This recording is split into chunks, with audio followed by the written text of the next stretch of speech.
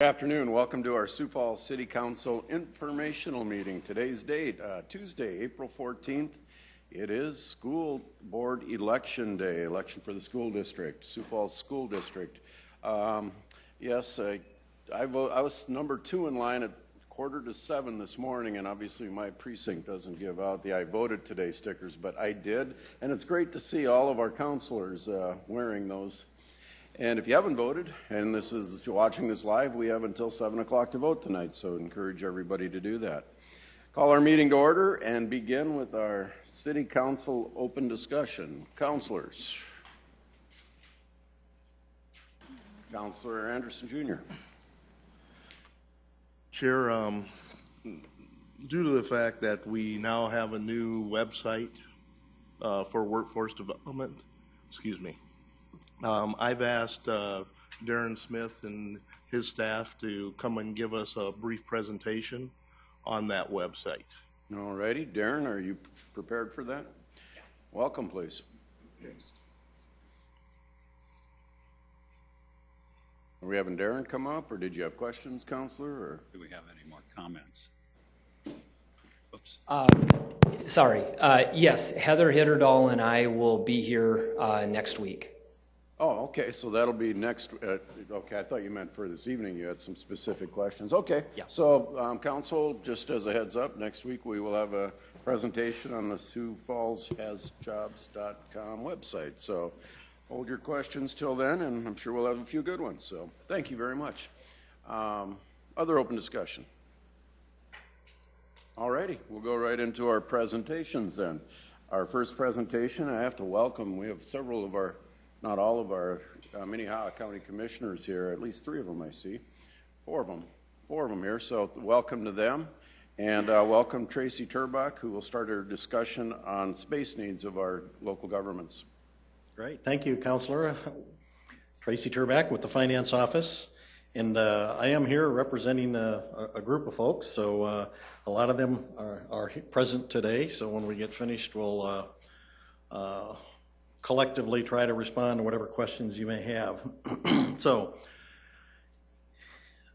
local government, whether we're talking about city or county government, requires a very wide range of equipment, facilities, and buildings in order to provide the services that the public expects and demands of local government. Everything from fire stations to jails to wastewater treatment plants to roads and on and on and on, as you are well aware.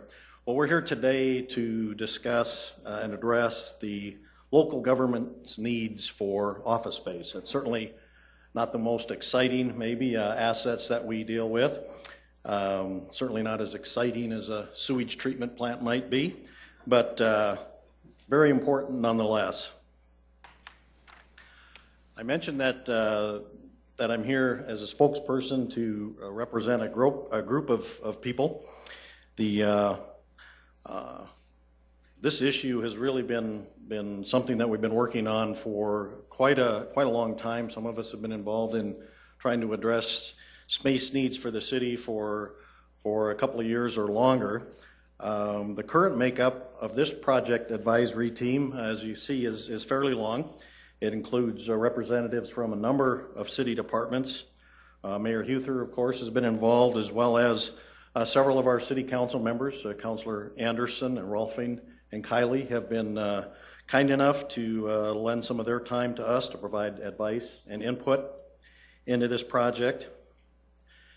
In addition, we've recently engaged the Minnehaha County Commission, and Commissioners Benninga and Heiberger, again, have been kind enough to spend some time with us to help us begin to explore some of the opportunities for city-county collaboration as it relates to office space needs. And I think when I get to the point where I address what it is we're recommending, I think it'll be very clear why it makes so much sense to engage the county in this discussion. And as I said, many of these folks on this slide are here today, so if there are questions that maybe I can't answer, I'm hoping they'll bail me out. So looking at the project need or the need for local government office space, It's no secret Sioux Falls is growing. We've been growing for a long, long time, and certainly no indication that that rate of growth is going to let up anytime soon. At the rate we're growing today, at 3,000 to 4,000 people a year, within the next 10 years, the population of Sioux Falls will exceed 200,000 people. And of course, as Sioux Falls is growing, Minnehaha County is growing along with us. And they, in fact, last year saw population growth of more than 4.5% over the prior year. So with that growth in population, demand for city and county services grows along with it. Now, adding employees and adding building space for those new employees has not been our first response to dealing with that growth and trying to keep up with that growth. We do leverage technology to a large degree to help suppress the need to add employees whenever possible. We also outsource a number of services, as you folks well know, oftentimes to avoid having to add to the city's staff. But with the growth that we are experiencing and that we certainly anticipate to continue, increasing the number of employees to serve our residents must also be part of the solution. And as we grow in numbers in terms of employees, the building space needs for our staff is also growing. The city over the last 8 years or so has conducted 2 space needs studies to evaluate the spaces that we have, how we might better utilize that space, and what our short-term growth needs might be. And both of those studies that we've done most recently looked at like a 5-year time horizon. So we were really looking at a shorter-term fix, and many of those fixes that were recommended as a result of those 2 studies have been implemented. The project we're here today to talk about is really to address the longer-term needs of city and county government. Some of the goals that we've identified as part of this project are really largely driven by that growth and the need to keep up with and hopefully get ahead of that growth. As I mentioned, many of the short-term fixes have been exhausted, and we quite simply have just outgrown City Hall. A lot of the services that the city traditionally has provided out of City Hall have just, as you folks know, we've simply outgrown that. As we've worked through the opportunities that we've identified and evaluated over the last couple of years, one of the goals that we've consistently had in mind is to try to find ways to maximize the taxpayer dollar. And one of the strategies that we've hoped to be able to implement with that is to reduce the number of locations where we are providing city services. So the basic kind of tenet is that fewer locations from which we provide services is better than more locations in terms of the maximizing the taxpayer dollar. And we also hope to find opportunities where we might be able to repurpose city properties and perhaps even sell some unneeded properties if those opportunities are identified as well. One element that really permeates everything that we do, almost every project that we do, and that's always at the forefront, is how can we, as we execute projects on a city basis, how can we improve customer service? And so that's really could just about be burned into the list of goals for virtually every project that we do, and that's certainly the case with this project.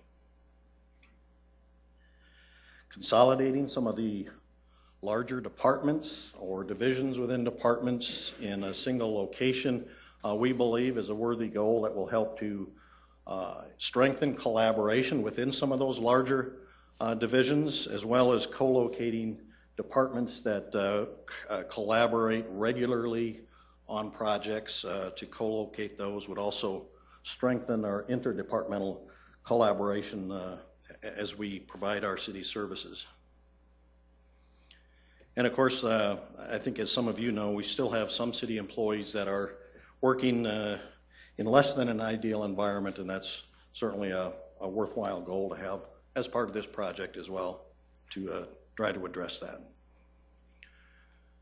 So we've done our due diligence, I believe. We've spent a lot of time Over the last several years, Sue Quanbeck-Etten has really led the effort of evaluating and identifying opportunities. As I mentioned, there have been a number of us working on that, and here is really a summary of some of the solutions that we've considered. Certainly maximizing our existing City Hall building was really the first priority, and that's, as I mentioned, the shorter term fixes that we've done, and I'll touch on those a little more in a minute. We've looked at either buying or leasing an existing building, renovating to suit our needs. We've looked at opportunities for leasing a new building, perhaps that could be built to suit, and we've also looked at and evaluated building a new city-owned building. And I want to touch on each one of those possible solutions that we identified early on and that we, over the past couple of years, have identified as opportunities and evaluated. Looking first at the maximizing City Hall, first let me assure everyone that we're not proposing abandoning City Hall or leaving City Hall. We do believe there are still some opportunities to maximize space. As you folks know, we've put a lot of investments into City Hall in recent years. Last year, the ground floor City Hall was renovated to make it much more efficient and effective to serve the public. This year, we have an ongoing project on second floor to open up much of the office space to actually capture some new usable space within the overall footprint of the City Hall building. In the last, since 2010, we've invested more than $4.7 million in City Hall, and you can see a number of those projects and improvements are listed on the slide. So clearly, I believe we're taking good care of City Hall. The simple fact is that there is a limited footprint there for the building, and we've just outgrown the space that we have there. We have looked at a number of possible purchases of existing buildings that might suit our needs, and you can see a number of them listed on the slide that's up there now. We've looked at these opportunities, and one by one, I guess each of these was really eliminated from consideration for a variety of reasons. Some simply weren't suitable due to perhaps where they were located within the community. Some were taken off the market, are no longer available. A number had issues with just simply having adequate space or perhaps parking space. And they all shared kind of a common issue of the high cost of renovation. When we buy a new building, it does cost a lot on a per square foot basis to renovate. We've also looked at some of those same buildings and some others at the potential for leasing, and evaluated those opportunities as they were identified. And many of these, of course, had the same challenges as purchasing an existing building did relative to whether it's space, suitability, location, parking, or other concerns. Another variation on the potential for leasing space is would have been a new building that was built to suit. That we looked at a couple of opportunities in the last couple of years and considered those. And really, when it comes to leasing, the bottom line is simply that's really a poor long-term strategy for local government. We're not going to go out of business anytime soon. The city's going to be around for a very long time, and I expect the county will as well. One way that I've looked at this, and the question that I've posed to people that may advocate for leasing, is to ask themselves, what if City Hall had been leased 80 or 90 years ago, or whenever the city first moved in there? How much would the taxpayers have spent leasing that over the last 80 or 90 years? And I think we ought to thank our forefathers that they had the wisdom and the prudence to purchase the building or build it and own it for the last, as I say, 80 or 90 years. The bottom line, again, is that owning, particularly in a local government, is far more prudent use of taxpayer dollars than leasing would be for long term. So we've run out of growth room in City Hall. Buying hasn't proven to be fruitful, and leasing is really, as I said, a poor way to go. So this brings me to the recommendation that we have for you today, and that is to build a new city services building. It's after many months of due diligence, we've come to the conclusion that building a new city building is really the optimal long-term solution for the office space needs. Now, we will follow through on the plans to finish out the improvements at City Hall to capture as much benefit as we can with that building. But building a new building, again, would also allow us to vacate a number of locations that the city is currently occupying, and I'll touch on those a little more in just a minute. The recommended location for this new building would be immediately north of the city parking ramp at 8th and Dakota. If I can, this is an aerial photo, and I can try to orient you just a little bit. Toward the left-hand side, running up and down, is Minnesota Avenue. Toward the right-hand side of that picture is Dakota Avenue, running north and south, and at the very bottom is 8th Street. So kind of near the center of the bottom there, that structure that you see is actually the 8th and Dakota parking ramp. Immediately above that to the north is a city-owned surface parking lot. That's where we've superimposed a blue box indicating where a new building could potentially be located. We think this is just really an ideal site. After looking at a lot of different possibilities, a lot of different options, this really just has a lot of appeal, and I'll talk about why we believe this is such an outstanding location for a new city building. Some of the benefits, again, of this particular site and this particular project that we're recommending. Long term, it's far better for the city to own the building than it is to lease from a private party. In this particular case, because the city already owns the land, there would be no land investment required. And that is a very significant plus to this recommended solution.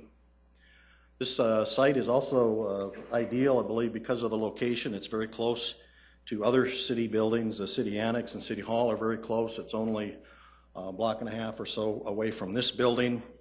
It's adjacent to Van Epps Park, and it's also very nearby the county administrative buildings as well. I do want to mention that I've got a couple of the next slides have renderings on them. I do want to say that these are only conceptual, that it's really just one person's image of what the project might be. We're still very early on, so don't read too much into the renderings, but it does give you, for those that may be a little more visual, it does give you an idea of what a building could look like on that location. This would be the view from Dakota Avenue as if you were standing in front of the City Hall Annex building and looking northwest. Now, this particular rendering shows 3 stories. It may be 3, it may be 2, it may be more. We just, at this point, that really has not yet been determined. But this gives you kind of a concept of what it could look like. Looking at it from the other direction, from Van Epps Park, looking southeast, you can see that the kind of the adjacency to the park property. And then Van Epps Park itself, this is a depiction of what Van Epps Park could look like. We do think that the adjacency with the park there really provides a really unique opportunity to leverage that park space into something that could be used very extensively by city and county employees. Location is important, I think, in this regard as well. We think this is an outstanding site because it continues the evolution of this entire area as a local government campus that includes city and county facilities and city and county services. This is an aerial, and I'll walk you through kind of the color coding here, but essentially anything that has color in it is owned either by the city or by the county, with the exception of the river, I guess, has a little bit of color to it. We don't. The starting up at the top, what I'll call kind of an orange color, there are a couple properties up there. That's the law enforcement center and the parking adjacent to that. That's owned by the city. The purple, what I'll call purple, is a little bit lower to the right. Those are county-owned properties. That's where the community health clinic is, and the city occupies some of that property and leases it, essentially leases it from the county. The green properties are all county-owned properties and occupied by the county for providing their services. And the blue going on down, you can see the block where City Hall sits, the library, the parking ramp. We also occupy some property, of course, south of City Hall that we're leasing. And then at the very bottom, the blue boxes are represented by, represent the location of this building that we're in today. Smack in the middle of all that is the blue parcel there that has the crosshatch in it, and that's the site we're talking about. So it really, I think in a graphical way, really hits home why that is such an ideal site for the building project that we're talking about. I mentioned we'd be had as a goal of this to maximize the taxpayer dollar, and I think consolidating city services into fewer locations certainly helps to fulfill that goal. The new building that we're talking about would allow us to vacate several locations. The current thought today, anyway, although there are certainly other ideas that may bubble up to the top as this project is developed further and more thought and planning goes into it, but the current thought today would be to locate the Parks Administration offices there, which would free up that particular property at Phillips and 6th for perhaps another purpose. The utility billing office, which is in the inset there in the bottom right hand, that's out. If you're not familiar with where that is, that's out nearby our new event center. Utility billing offices are thought to be a good fit for this new facility, and that building would then be freed up for other purposes. The two spots that we lease, the 100 South Dakota Avenue, that's where the city attorney's office and community development offices are currently residing, and some of the engineering staff are in a lease space on Main Avenue as well. So those locations, or the people in those locations, could vacate those. Some would very likely move back to City Hall. Some could go into this new facility. Again, the current line of thought is to locate the Parks Administrative offices and then consolidate much of the Public Works team into this new building, the administration, engineering, real estate, and utility billing, and then move community development and the city attorney's office back into City Hall. But again, that's just one line of thought. I think there's certainly other possibilities, other ideas that will very likely be discussed and vetted out as we go forward. Yet to be fully explored is the trying to identify opportunities to collaborate with Minnehaha County. Given the location of the project that we're talking about and the early indications that we've had in talking with the commissioners, that there is interest in working together to try to find opportunities where we could collaborate and perhaps locate some county services and county offices in this new building as well. So that's something I think that we're all very excited about.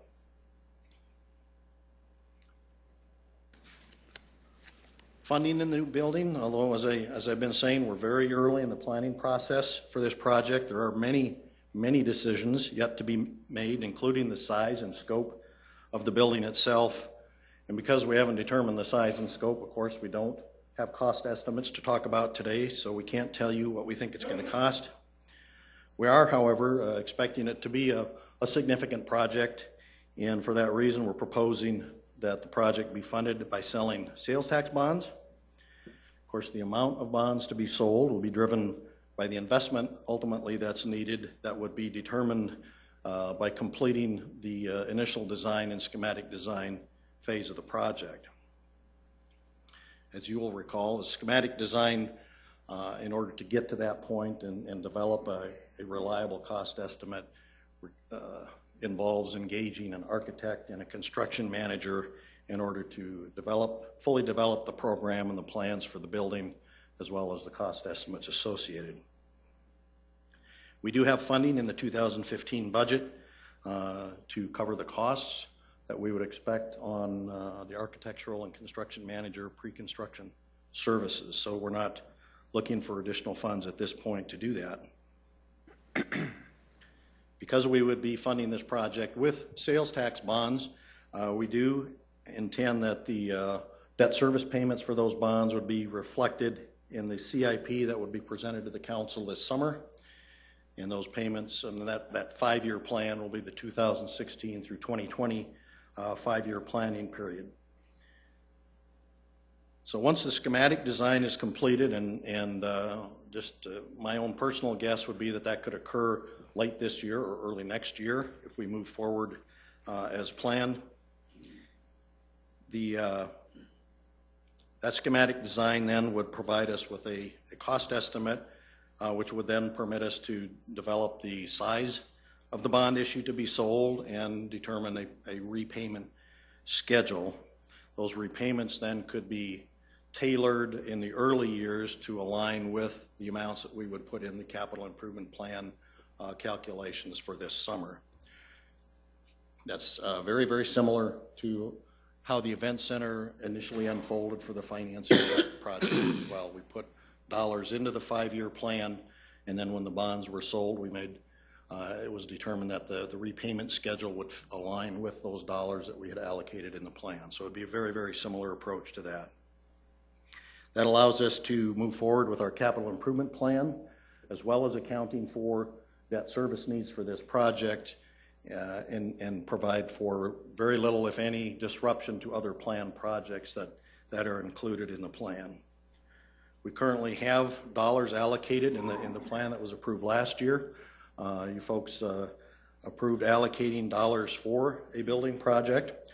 They would simply be repurposed for debt service rather than directly expending those on a project. And then those for the 2016 through 2019 amount to $3.75 million.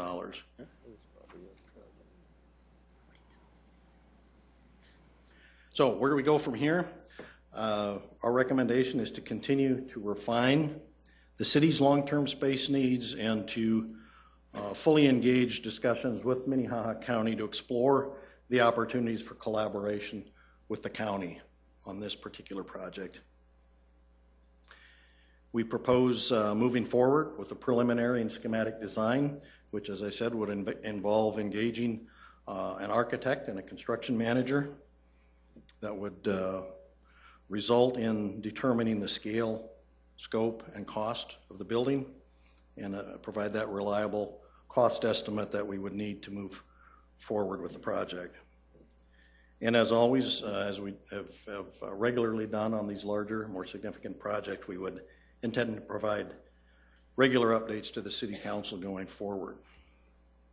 We did want to, come today well in advance of when the capital improvement plan is proposed to the Council this summer to provide ample opportunity for discussion, input, and debate on this particular project, and allow the public a good opportunity to basically see what's coming, what we're going to be proposing in the capital plan.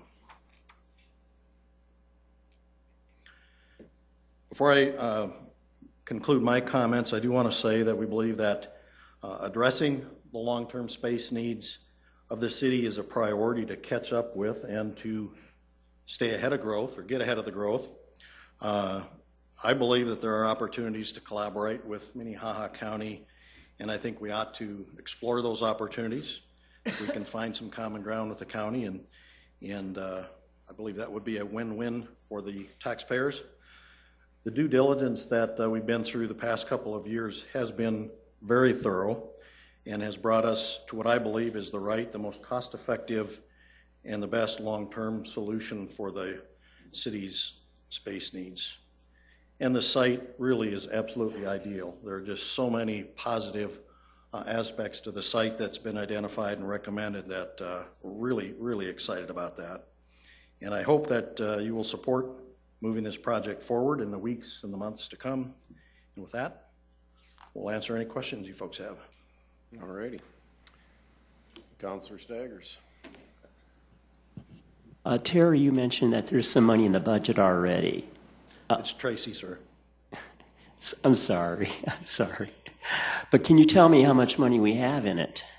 The 2015 budget has $500,000 in the budget. Okay, for this, any other budget we've had some other money into or not? The only budget we would use for this at this point is that $500,000. I'm not sure I'm understanding your question, but. Well, you know, I was just remembering about the website. We got money from 2013, I believe. And I was just wondering if we were going to be getting other money too in previous years for this. The only budget we intend using for this in 2015 would be that $500,000. Okay. What are we going to be, what space do we need, really? I guess I didn't realize that we were crowded, and can you tell us? Well, that is a good question, certainly, but that's something that would need to be developed out. If we're going to make longer-term projections, that would be a part of the purpose of getting an architect and construction manager on board to determine what are the true long-term needs, and how long is long-term? Is it 10 years? Is it 15, 20, 30? Some of those questions, I think, are what I would hope to have answered. And we all have our own ideas of how quickly the city will grow in the future, but at some point we simply have to make our best judgment about what those projections will be and how best to meet those needs in the future. But it's clear that making short-term fixes, we've really run out of options, and unless we're prepared to start leasing more and more properties, we've really run out of options at City Hall. Thank you. Councilors? Councilor Erpenbach? Thank you. Thanks, Tracy. Interesting report. This is one I hadn't heard about yet. It's something I've always, we talk about it over the years, and it's certainly something that the citizens are interested in as well. I appreciate the report.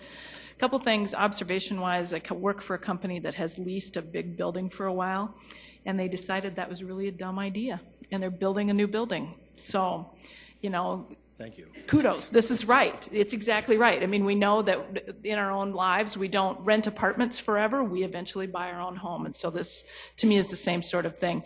Just, I think in terms of just that idea of collaboration, I'm interested that the county folks are here, but nothing really says yet what that might be. So I guess I'd like to hear from your group, maybe just you can summarize. What do you think that collaboration looks like? What do county offices maybe look like that are meshed in with city offices? Okay. Well, the communications that we have had with the county to this point have been very preliminary. So I can go out on a limb and maybe throw out some ideas and things that have been mentioned. I think one possibility that's been mentioned, again, none of these have been vetted. The Metro Communications 911 Center is one possibility.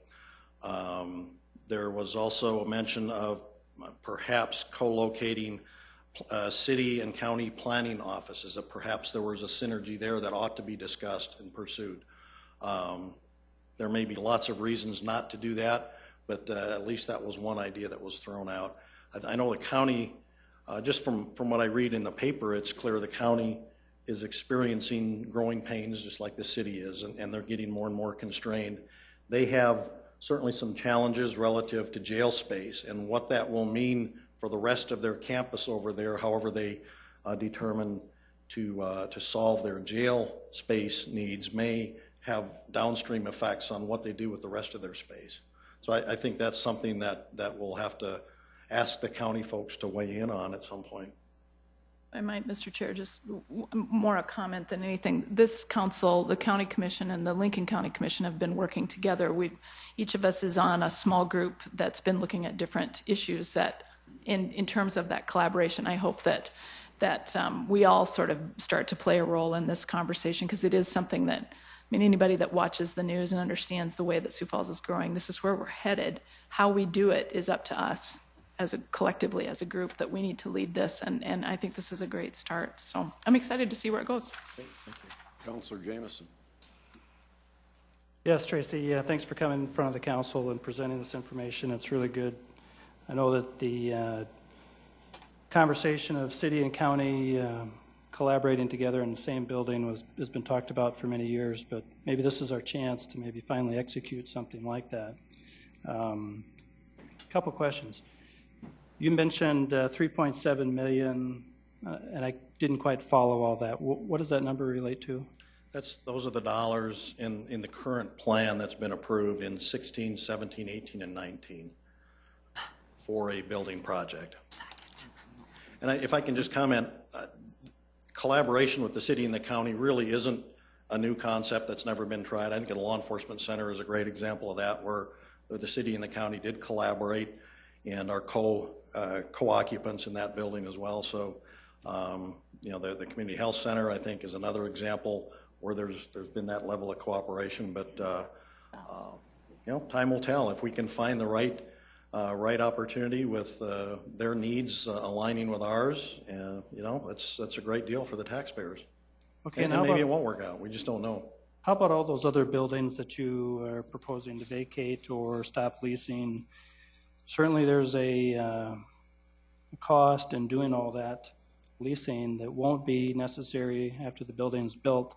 Have you done the math and kind of thought about how much of that would go towards debt service, and would we balance out, or what do you see? Let me give you an example. The building immediately south of City Hall, where the city attorneys and community development are currently located, we lease that, and I believe the annual cost is about $100,000 to $110,000 for that space. That is an operating expense, and that's, you know, from a budgeting standpoint, that comes out of our general fund operating dollars to pay for those operating expenses. So if and when we vacate that property and they move back into City Hall, for example, that would be a savings to our general fund budget. If we were to sell bonds, sales tax bonds, and repay those, that would be repaid from the second penny sales taxes. So it would be taking two different pots of money, but it's all city funds, it's all taxpayer money, and certainly if we can implement a project that saves those general fund dollars, that's, in my book, that's a positive thing. Do you though have the total for all of those buildings, or just that one as an example? Or the other one on Main Street, I don't know if Sue? It's $10 a square foot. Yeah. It's about 2,800 square feet. Well, as long as you do the math and you know that there's going to be a potential $500,000 of an offset, and I don't know if we own the park building, the park and rec building, but that's a great building. That should be worth, do we own it or lease it? I'm sorry. We own it. We own it. Mm-hmm. We own that, and we own the utility billing was the other building that was mentioned. But yeah, that's, you know, that would be a separate discussion that could be very interesting as well. What is the optimal use for those properties? Does it make sense for the city to own them and use them for another purpose? Does it make sense to sell them for a higher use?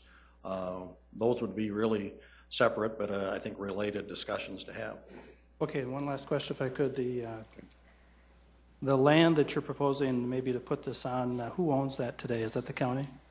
The city. City owns that part. The County owns the surface parking lot, yeah, immediately north of the ramp is owned by the city. So all of the land is currently owned by the city. We wouldn't have to purchase any new land. That's correct. Okay, thank you. Councilor Anderson.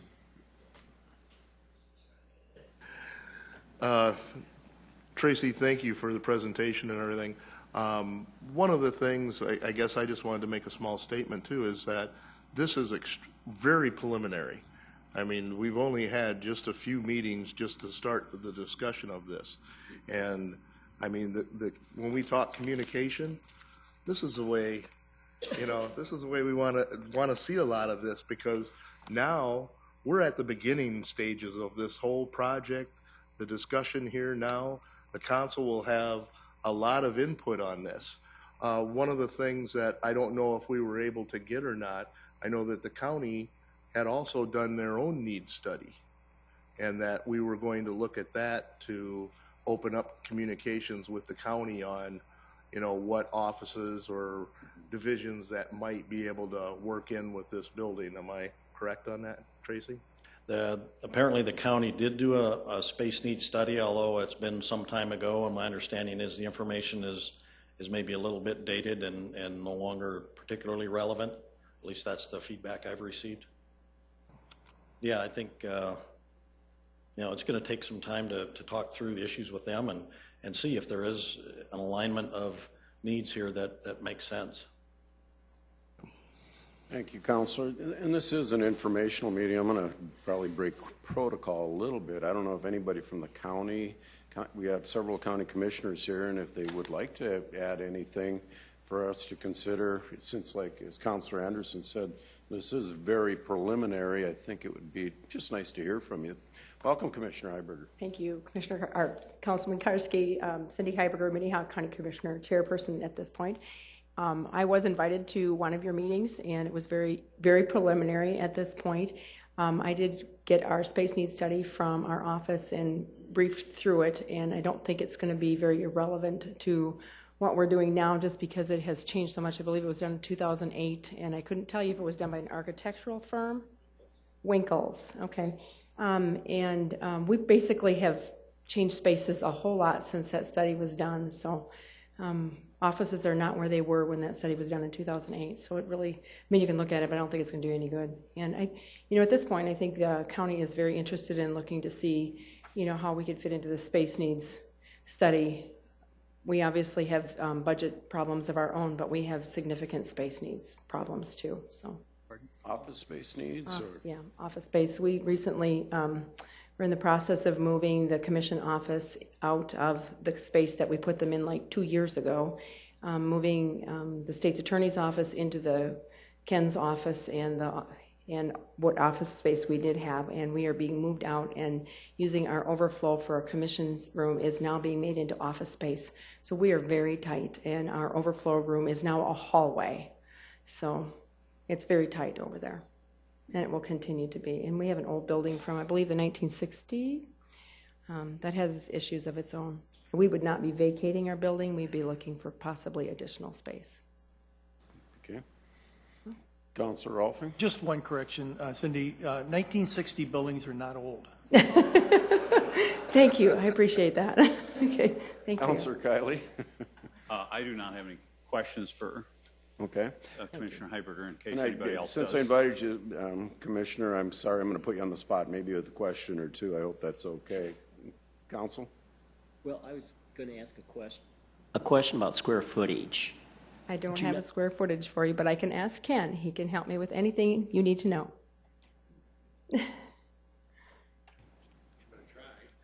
Ken is the administrative assistant for Minnehaha County.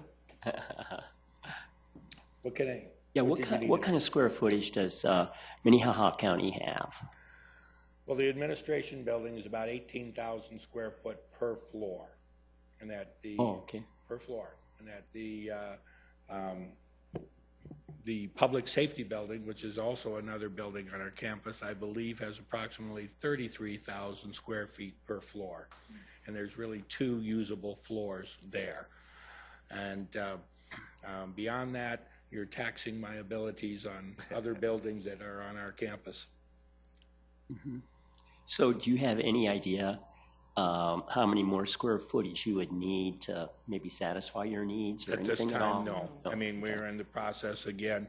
We're doing a whole lot of evaluation, particularly as it relates to, and I think somebody mentioned it earlier, about, a critical need for us is jail space, and where we put that jail and how it may impact other services and other office space within that area for support. That's going to be a critical issue for the county as they go forward. And Councilman Staggers, you have to remember again, I went to one meeting, and they didn't have very many meetings, but it was very, very preliminary, and that's where I learned all about this. So it was very, very preliminary. Okay. Well, thanks for being here today. Yeah, thank you. Anything else? Councilor Kiley? Thank you. I would just like to hit on highlight some of the points that Tracy had made. You may sit down. Thank you very much. Number one, Sioux Falls is growing by 3,000 to 4,000 people. We all are aware of that. And the county is growing 4.5% a year, which indicates not only do we have a need now, but we're going to have an increasing need every year into the future. And the project goals, I think, are very noble. And again, just to go over those again, prepare for long-term growth, just identified the need for that. Maximize the taxpayer dollar. Councilor Erpenbach had mentioned leasing a building and seeing the error in doing so. Every year, or every month actually, you pay a lease, you're actually sending that money to somebody else's asset, or you're paying it toward their asset, not your own. And Tracy had mentioned, imagine if we'd been leasing City Hall for the last 80 to 90 years, how much money that would actually go to somebody else rather than ourselves. So it just doesn't make sense to me to lease. I've never been a fan of leasing or renting. Improve service to the citizens. That's a huge item right there. And this will help centralize services, hopefully not only on the city level, but on the county level as well. And all the way up that Dakota corridor area, it'd be basically city and county government. Strengthen departmental collaboration by bringing individuals in closer and into one location as much as possible. And there again, that's a service to the citizens too, especially centralizing the basic services that are provided day in and day out, both on the county level as well as on the city level. And then improving employee work environment. It's huge. I mean, we want to retain our good employees. Because we invest a lot of money in training those individuals, and we'd rather not see them snatched up by other companies that maybe have a more favorable work environment. And we know for a fact that is happening in one particular area that I'll not mention now. But again, it just makes sense. It's close to county government as well as our other city government buildings. It consolidates the city and county government, and I just am all in favor of this particular project. And as we've mentioned, it is very, very preliminary. And the fact that we're leasing a number of sites already indicates that we're already short on space. Thank you. Councilor Staggers. Yes, Tracy, could I ask the question about our square footage that we have here in Sioux Falls and how much you anticipate with the new building and so forth? Yeah, I can't tell you how many square feet we currently have. I think Sue Quanbeck might be able to answer that. But I can tell you relative to this new building, that is a question that will be answered down the road. How much square footage would this new building actually have? We're very early in this process. This is what transparency looks like, Councilor. When we're developing a project and bringing it to you at this stage, it's really in the interest largely of transparency to let you folks know kind of what we're thinking, where we're going, and let the public understand and recognize that. So that's why we can't tell you how big it's going to be, how much it's going to cost. Those are questions that we really need much more thought and work and frankly need to engage some professionals, architect, potentially a construction manager, to help us work through that process to answer those questions. But Sue, can you tell us how many square feet the city has? Welcome, Sue. I saw you smiling there when Tracy threw you under the bus. I'm sure she would know. Good afternoon. Well, in terms of total square feet for office space throughout city government, it's about 600,000. 600,000. But that includes everything. So that's libraries and office space in the water plants and everything else. So we have 34 buildings all told. That includes our managed buildings like the Pavilion and the Orpheum. So we have a lot of space right now, but we are running out. City Hall has about 65,000 square feet. And so it's a good sized building. As you know, there are 5 levels to it, including the basement. We're working to maximize that space to the best of our abilities right now. And actually on second floor, we are gaining an additional 500 square feet of office space with the renovation that we're doing up there right now. So we are taking advantage of every single square feet that we can in City Hall and doing what we can to improve that building. We have no intention of abandoning it, but we have needed to lease space over the last couple of years to allow us to, first of all, do the renovation, but also we had to move some of the smaller departments out just to allow us to rearrange the jigsaw puzzle, if you will, to let us get the renovation done. And then now we're at a point where when we get second floor done, we will have space for this year, but we really will not have sufficient space for the next 25 years, and that's what we're working on right now. Okay, other questions from the council of Director Turbach? All righty. I believe we're done with this presentation. Again, it is very preliminary. It is in the planning stages, but the plan has to begin somewhere, and we thank you for all the work that's been done. And it's a big team, and it's going to be a big project, and there's going to be a lot of discussion to follow. So thank everybody who's been involved so far. Our next presentation is on our election review committee report. Lori Hogstad was on that, our city clerk. Welcome, Lori.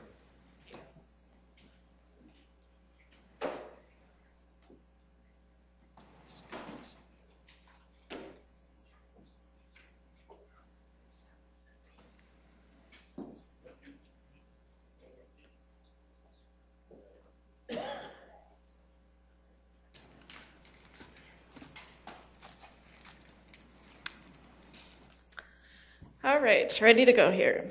Lori Hogstad, City Clerk's Office, and I am here to give you a report on our Election Review Committee. Lori, we're getting a lot of feedback. Can you maybe separate the mics? Just they're kind of pointing towards each other. Okay. Yeah, maybe it's just me, but I don't yeah. hear it. But thank you. Is that better? Okay. And this report, I'll just review the recommendations that the committee made, et cetera, but I am going to just focus more on the items that will be of more interest to us as a city. First of all, the Election Review Committee was appointed by the Minnehaha County Commission, and I wanted to list the members and mention each of their names, and I know we have 2 in attendance today. Bruce Danielson is here, and Bruce Danielson was our chairman of our group. Put in a lot of work putting everything together for this committee. We also had Joel Ahrens, and Joel is a Sioux Falls attorney. Deborah Ellefson is a Minnehaha County resident, and Deborah is here sitting in the back row. Oh, she just went out. Okay, Deborah is here. We also had Julie Pearson, and Julie is the Pennington County auditor, 30 years as the auditor, so she brought a huge amount of experience, and I learned a great deal just from listening to Julie. And of course, Sue Roust. We know Sue, a former Minnehaha County auditor. And then Kia Warren. Kia is actually the Deputy Secretary of State for Election Services. So we were very lucky to have her as a representative for our group and to be part of the meetings. We ended up with our very first meeting, our first public, and these were all public meetings, by the way, held down at the County Administration Building. Our first meeting was held in December, and that was just kind of an introduction, what our tasks were, what we were directed to do. And then after that, we held 5 additional meetings. We had 2 in January, 2 in February, and 1 in March. They were lengthy. I don't think any of them were less than 2.5 hours. And 3 hours, I know our last meeting probably was closer to 4 or 4.5 hours. So it was, very intensive getting through the different items that we wish to discuss. As a result of these meetings, we developed 15 recommendations, and these recommendations were shared with the Minnehaha County Commission on March 31st. There were different categories, and one of the categories that we made recommendations on had to do with timeliness of the vote tabulation. And I should back up just a minute and say the reason this committee was appointed was due to some issues that developed after the November 2014 election. There was some timeliness involved with the election results, et cetera. And so the county commission appointed this task force or this committee to take a look at what had happened and what can be done to make the process a little bit more efficient and timely. And so that was our task as well. The first thing we looked at was the timeliness of vote tabulation, which was probably something that all of the citizens noticed, of course. And what we said, and some of these items aren't really relevant to us, but I did want to share all of them, that we recommended that the county auditor and county commission consider securing the north first floor hallway of the administration building for ballot tabulating related activities on election day. It's pretty tight where they're at, and as Commissioner Heiberger just mentioned, their space needs, et cetera. They're even losing more of their space that they have used in the past for elections. And so this was a suggestion that was made to incorporate that hallway and use that as part of the election night activities. I'm not sure if they will do that tonight for the school board election, but I know in the future that will be part of the plan. And then also Auditor Litz is going to be speaking to his commission about purchasing another one of the DS-850 ballot scanners. And if you recall, we purchased a ballot scanner last fall, just prior to this election, and the county had also already purchased one.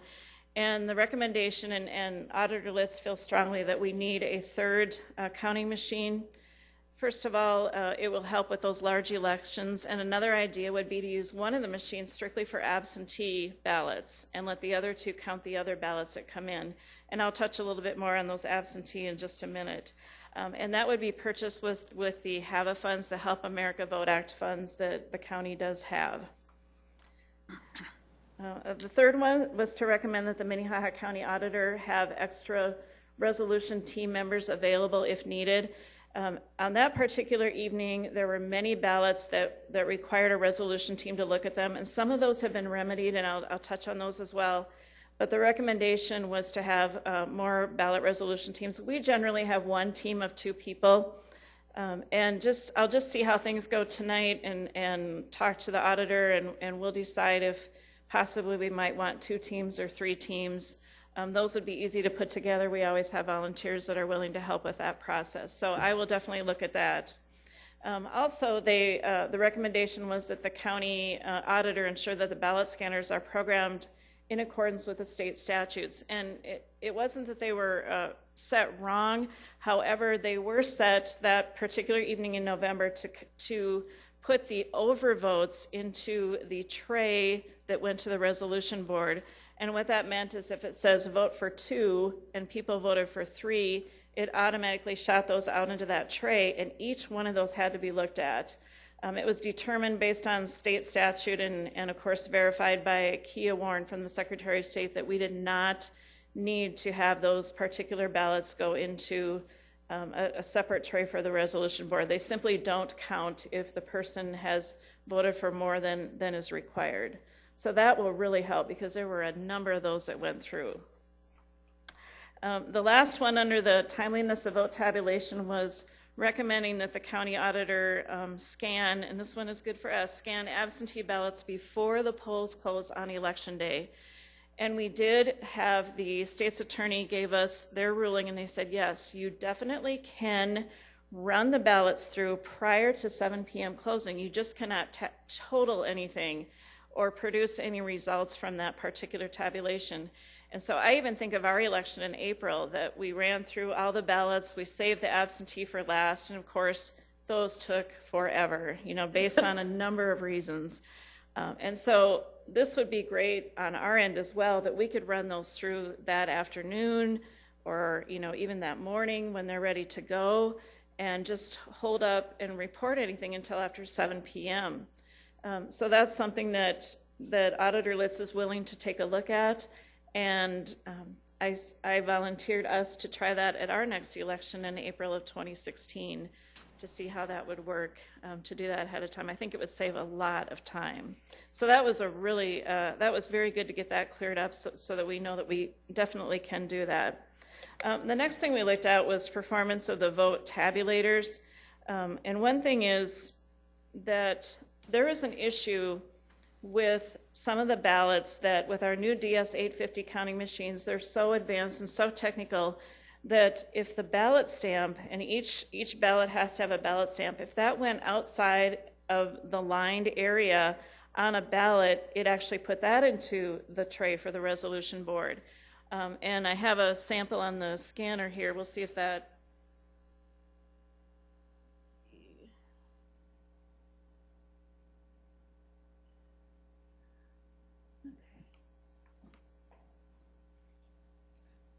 My trusty assistant will turn that on. Thank you, Jim. Vanna. And you can see that the area where I put the orange box would be exactly where we would want that ballot stamp to go, because if it goes on those lines, as Jim will point to, the lines outside of that box, then that actually would cause that ballot to be put into the resolution board. So we're talking about, and I'll work in conjunction with the county auditor about possibly putting a watermark or some other indication. We relay this through our training at our election school, but it still happens. It still happens that that ballot stamp sometimes doesn't get quite inside of that area. And so that's something that we'll look at as well, that will definitely eliminate some of those ballots getting tossed out that we do have to take a look at on the resolution board. All right. Okay, and then the other item under vote tabulators was, and this is really something so simple and so easy that we can do, is to recommend that we use blue ink pens rather than the pencils to mark our ballots. We have used pencils for as long as we can remember. However, the new scanners actually don't count those pencil marks well. The cheap Bic blue pens work the best. So we'll be putting in an order for those. Pennington County has been using the blue Bic pens, and she said they work great. You don't need to get anything expensive, and we will replace all of our pencils with those blue pens. So something else that's an easy fix that will help us to run those ballots through.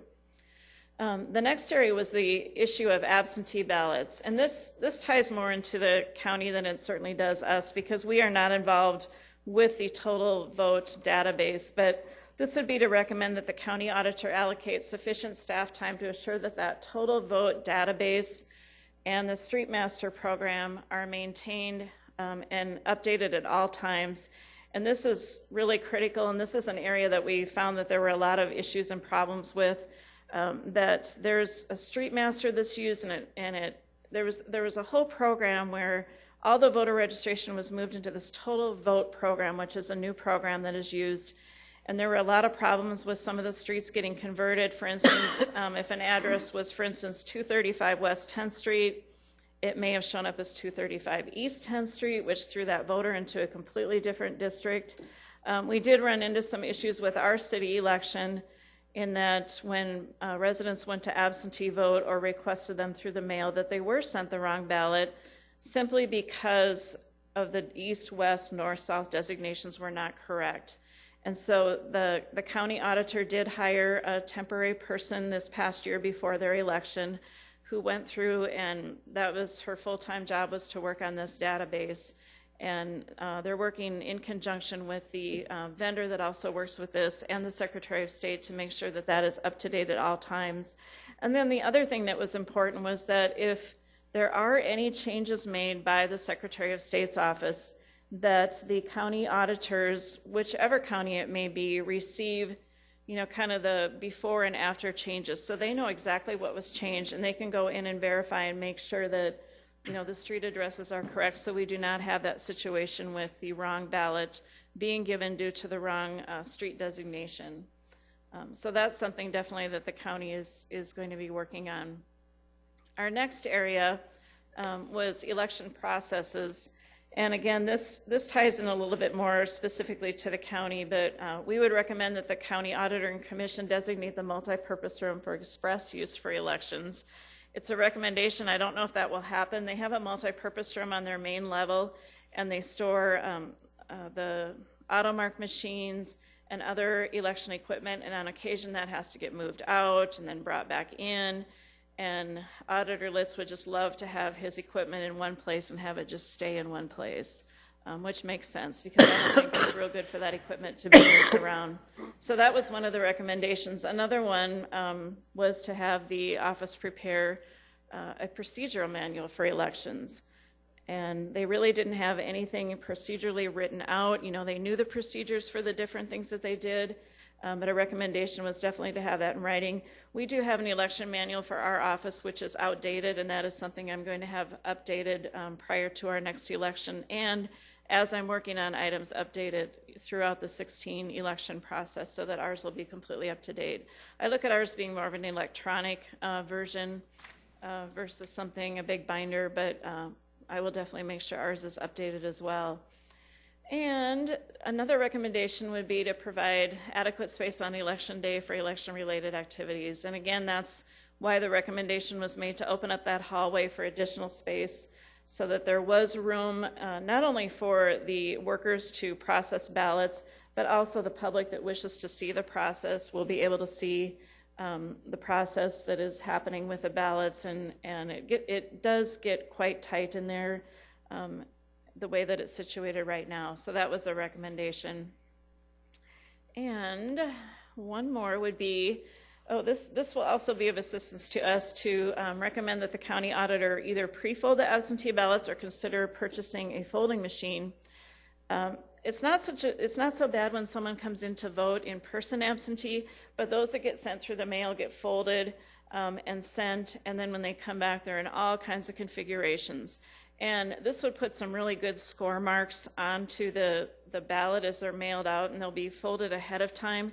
And hopefully when the person returns them, they will fold them the same way again. And it will help with running those through the machines rather than, folded just numerous ways that they do come back in. Again, Pennington County does have a folding machine, and she said it works really good and seems to really help with that part of the process. A couple of additional comments that we made, not specifically, I guess, recommendations, but just comments. And this is one that we have talked about on numerous occasions. We talked about voter confusion about changing voting locations, and we had public testimony on that very topic. And after listening to our public input, talking about it amongst ourselves as a committee, we have come to the realization that the city and school will continue to do vote centers, and it is very difficult for the county to operate vote centers due to the geographical locations of their voting locations, and also the number of voters and the election turnout. While we, in Sioux Falls, when we have our vote centers as well as for the city as well as for the school district, we anticipate as best as we can how many ballots we will need at each location, and we will now have some history to go back on starting for 16, which is great. And so we can anticipate, and then this last election I had runners for each quadrant of the city, so if we determined we were running low, we could have one of the runners take extra of a certain type of ballot out to a location. Now the county has locations that go as far as 30 miles away, and it would be really tough if they start running low on ballots. And I think the expense, if they tried to determine where everyone might vote and over order those ballots, it would just be a huge expense. It's just really tough for them. And talking to Auditor Litz about it another time, he said that vote centers for counties work really good for small counties or extremely large counties, but those that are in between, it makes it really tough. And we, even as a committee, just did not see a way that it would work for all three of us to have the same locations. Now, granted, the county does use the locations that the school district uses and the city uses, but in addition, they have to add their other precincts. And they deal with other towns, not just Sioux Falls, which presents many other challenges for them. That was one. And then the other comment that we made is that the committee felt that the use of e-poll books at the large precincts would allow the workers to more easily look up voter information. You don't need to have vote centers to use e-poll books, but you do need e-poll books to have vote centers. And the recommendation was possibly some of the larger precincts that if they had the e-poll books, they could look information up. However, their state's attorney recommends that the e-poll books either be used at all precincts or none due to equal protection concerns. And that would be a large expense of the county's HAVA funds. I'm not sure where Bob Litz stands on that at this point. We haven't talked about it since our committee meetings, but that was something that was discussed as well. And, whoops, the meeting information from our meetings, including the agendas, minutes, and video, can all be found at a website under the minnehahacounty.org Election Review Committee. And it's available for you if you want to take a look at that or look at any of the documents that we did review during our course of action. This is a quick overview. I will continue to work with these recommendations on our level as well, and I can certainly answer questions if you may have any at this time. Okay, thank you very much, Lori. Great presentation, and I know a lot of work from a lot of people, and I don't think anybody was compensated very much for any of that work, so a lot of volunteers, so thank you for everybody that did that. Questions from the council? Councilor Anderson.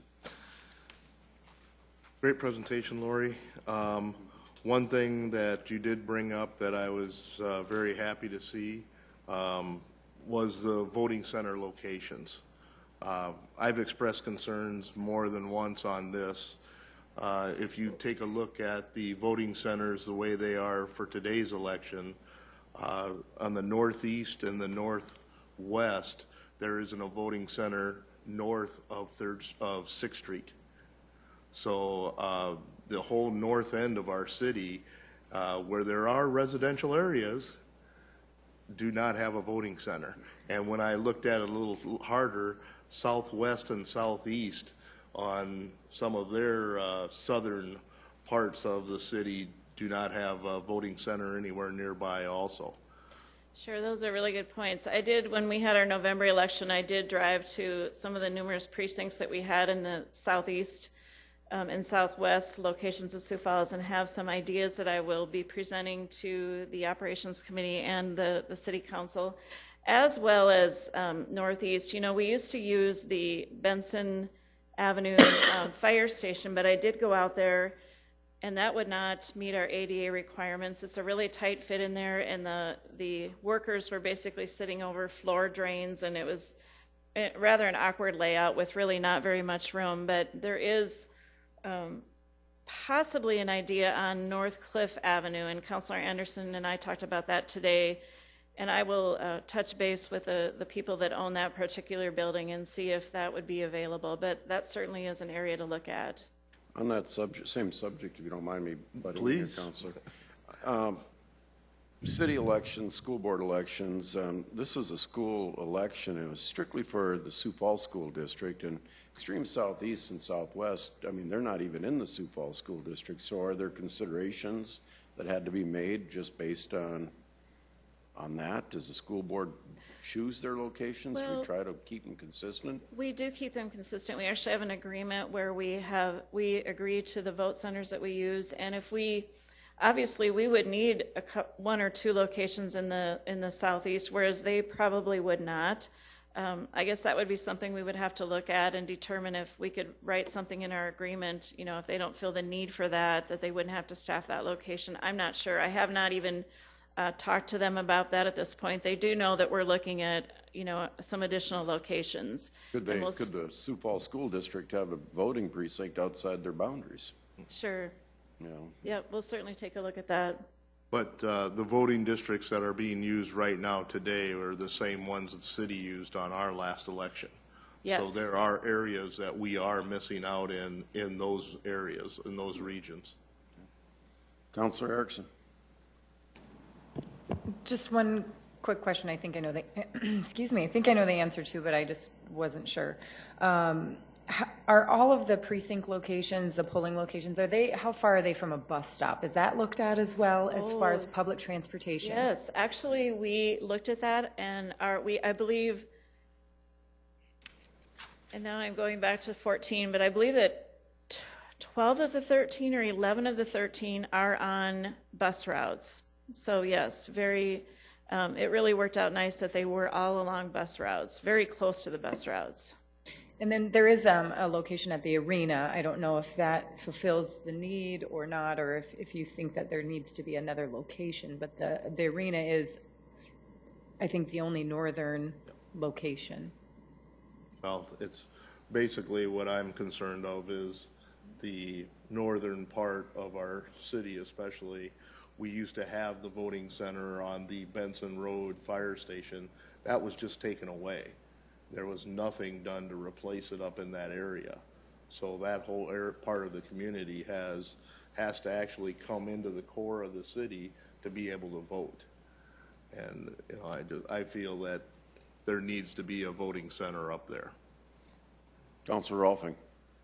I just want to thank you for all the work that you did along with the county on this, and to let people know that sometimes things can get done fairly quickly. If you look at your agenda, they really started December 19th, right at Christmas time, and they were done 3 months later, with a fairly very comprehensive plan and recommendations. So I'd like to thank you for not only getting the job done, but getting it done on a timely basis. So thank you. Sure, thank you. Councilor Kiley? Thank you very much. And by the way, I did vote, but apparently my vote center is on a stricter budget than the rest of them, and I didn't get one. Or I have that look about me that screams, "Don't give that guy a sticker." Oh, thank you. Okay, well. Anyway, my question is, today when I went in, my wife and I went in, the driver's license scanner was very slow. I mean, it took minutes to actually connect to the bar on the driver's license to register who I am, and I'm wondering if others had that experience, because if there had been a long line, it would have been a very long and frustrating process. So that's something that I would just recommend that you look into. Sure. And it wasn't just for mine. The nice volunteer said it. She said, "Don't feel like you're being picked on. It's been working this way all morning long." Okay, could I ask which location it was? That was at the Gloria Day. Gloria Day, okay. Is the database loaded on each individual laptop, or are they connecting through the internet? They're connecting to a server, and when I voted, mine came up just like that. And so That location had some connection issues in one of the last elections. So I don't know if it's a connection issue. Okay, I'll certainly check into that. And possibly if it is possible, unless the file's too large, to have it loaded on each and every laptop. Well, the reason we can't do that is we need a central server, because we need to know if you vote there and then you try to go to the arena, that we can see that you have already voted. So they all need to be interconnected. We can't have them as individual. Good point. But I will check into that as to what the delay was.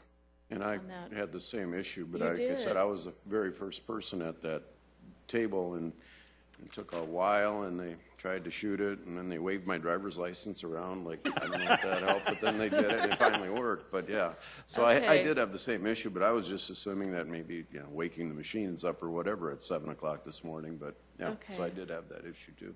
Councilor Jameson. As far as scanning the driver's license goes, mine went very smooth. I did talk to an IT person there, and I believe their comment was that if it does go slow, it's because of a long history of traffic violations within the city. They database that you're now a part of, and they're going to find you. All right, so Laura, yes, thank you for all your work and all the others who participated on the committee. That's a lot of work. You looked at the timeliness, the performance, and the absentee, as well as the election process. Was there any discussion about voter turnout and what would impact voter turnout more than any one thing or different? With all those people in mind and all the discussion, did that ever come up? You know, we didn't talk specifically about voter turnout, but we did talk about, as far as the locations of the voting, whether it's vote centers or precincts, of educating the public where those are located and how the voting will be taken care of. You know, and I shared what we did for this past election, and of course we brainstormed about some other ideas of letting the voters know. But no, we didn't really specifically cover voter turnout, unless I'm not remembering. Did we, Bruce?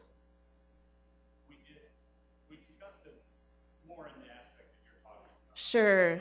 Just, letting the voters know specifically that this is a city election, these are the vote centers, this is where you will need to go, you can go to any vote center. Just really pushing that out there so that the citizens know exactly where they can go to vote.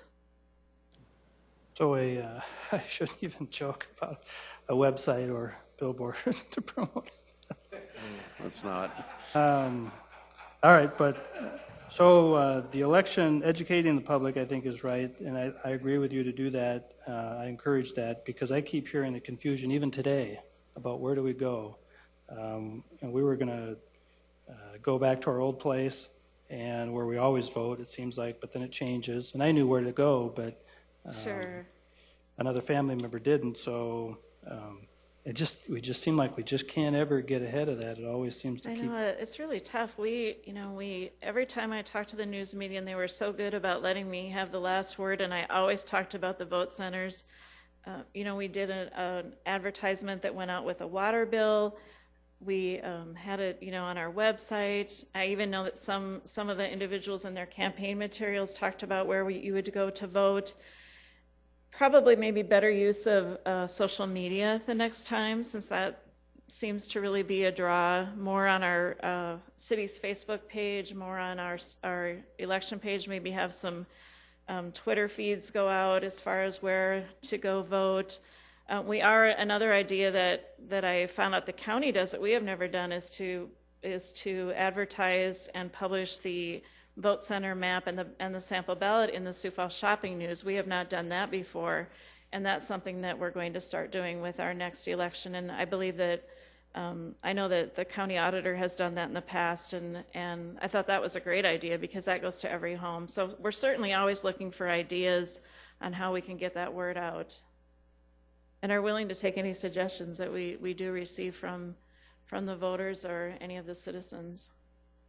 If I could, as long as we're taking, and I appreciate your openness, the other conversation has always been about consolidating some of these elections. Like today's turnout, I'm expecting or hearing is somewhere around that 5 or 8%. And Sure. And I don't know what our job certainly isn't maybe to, I'm just thinking of you and all this talk and conversations about elections was there any conversation as well about consolidating? There actually was, and there was a recommendation made. We had a discussion about consolidating with the primary election in even numbered years in June.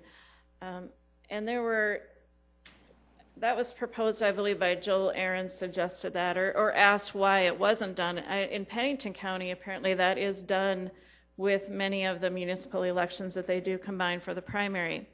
The school district got up and spoke against it due to the fact that we are nonpartisan. The school district is nonpartisan, and what that would entail. And I said the same thing, that we're nonpartisan, and also our city charter mandates when we hold our election.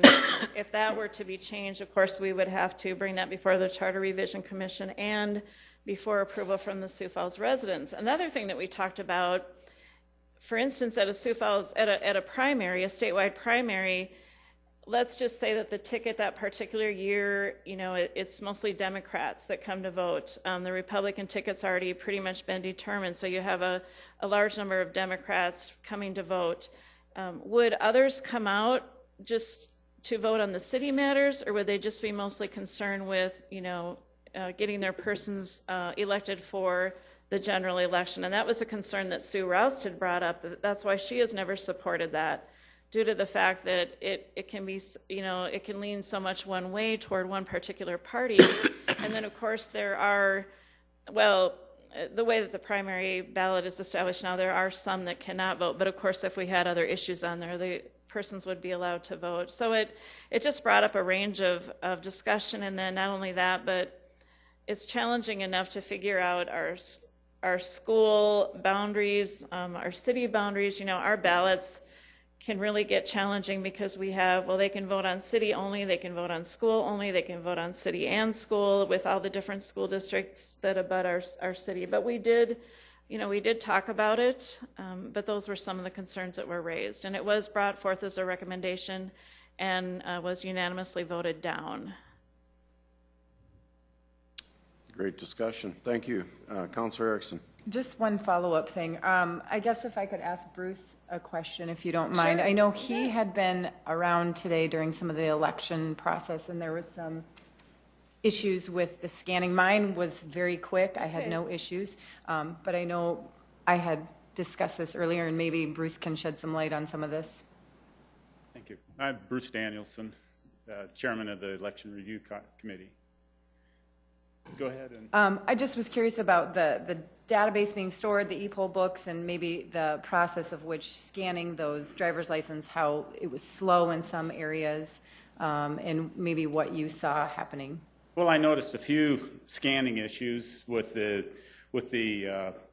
scanners, so I asked Dusty Van Balen he's the contractor that's managing the data and the e-poll books, and he was trying to get to the bottom of it. But when you went in and you got it was scanned, and let's say there was any kind of a problem in the getting it transferred to the state's database, it first goes on to the computer itself, into the hard drive. The entire database is stored and synchronized with the state's database at 4:30 this morning.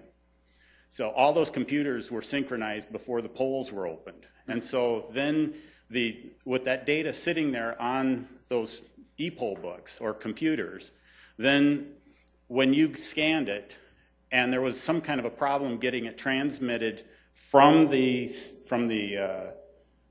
computer up to the state and back, it was stored on the computer, so it's there for the next time it can be synchronized. And I was actually over at Wesley just a little while ago when one of their computers locked up, and watched the process then of being able to go back and talk to the tech support in Pierre, where they were going to try and log into the computer, and then I had to leave, but they were in that process of trying to get that one back running. But the other computer was still operational. So we need at least 2 poll books at every polling station just in case that type of thing happens. So to summarize, the equipment is actually storing the data first on the computer itself, and then it gets synchronized up to Pierre. So does that answer the question? It does. Thank you. And as Monty from the state, from the county's IT department said at one of our meetings, it's just technology, So we're always going to have some kind of a problem somewhere. But now, if they did have a problem, if I could go one more step in this, if they did have a problem, and with getting the scanner to work, they can actually just touch the screen in the last name and first name fields and put a little bit of each name in there, and then the entire list will come up of every Johnson Kenneth, or it would be Johnson Ken. Whatever amount of the name you put in, it would go out in the database and find that much of those 2 names and then pull it back. So you don't have to have the scanner. If the scanner quits, you can still run the system. And I actually had to show a couple of the voting centers today that process as I was walking around and just talking to them and trying to learn. So anything else? Thank you for answering. I appreciate it. Were they able to just enter the driver's license number to bring up the same information? They don't actually use the driver's license number in that search. What they're using is the name and then confirming the address. Okay. And then if that person is moved, that's something that's not anything in matters, because on the driver's license it'll have the date of birth and everything else that comes up on the second screen that allows them then to see that that's the right person. I would have thought that the driver's license number would correlate with the barcode on the back. But that actually, it's real interesting. I hadn't actually watched that part of the process and how that scanning works, but it actually is pulling out your name and address out of that mess that's on the back of your driver's license. I could see where waving this back and forth would help. Yeah. Technical. Councilor Anderson. That issue did happen to me over at Wesley before it all locked up. They actually scanned my ID about 4 times and it didn't go through. And then they actually had to touch the screen and come up with a list of names and scroll down to find me. So, at least there is a secondary option there right now too. One more question I have, I guess, for Lori, if you don't mind, unless somebody has another question of Bruce. Thank you, Mr. Danielson. Lori, we just got done with our space needs for local government, and you talk about that. Obviously, we're talking about having equipment and counting in the hallway of the county. Mm-hmm. Is there any consideration? We have a big building here that typically is empty on election nights. I mean, every other night and day it's full, but on election night, it's empty. I mean, would this building be available for that type of a use? Well, it would. The problem is you really don't want to move those tabulating machines around. You know, you'd have to load them up and bring them over. I know Sue Roust had mentioned that they had run into some space issues for one of their large elections, and they actually had put absentee ballots on a cart, and they rolled them across the street to another county building to work on them there, which is allowed. I see these looks, but it's allowed. But it's just not the best practice to take those to a secondary location. And even if we did do that for the night, you know, the county maintains those machines. They have them worked on prior to the election. I suppose it's something I could certainly talk to Auditor Litz about, but I know they like to have everything in one location, and the workers are used to bringing their supplies and everything back to that, to the county auditor's office. I suppose it's something we could talk about, but those machines are so sensitive, you just hate to move them. Gotcha. Any other questions on this subject?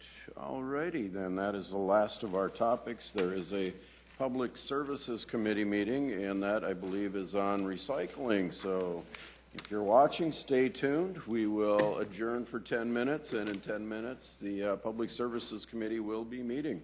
Meeting adjourned.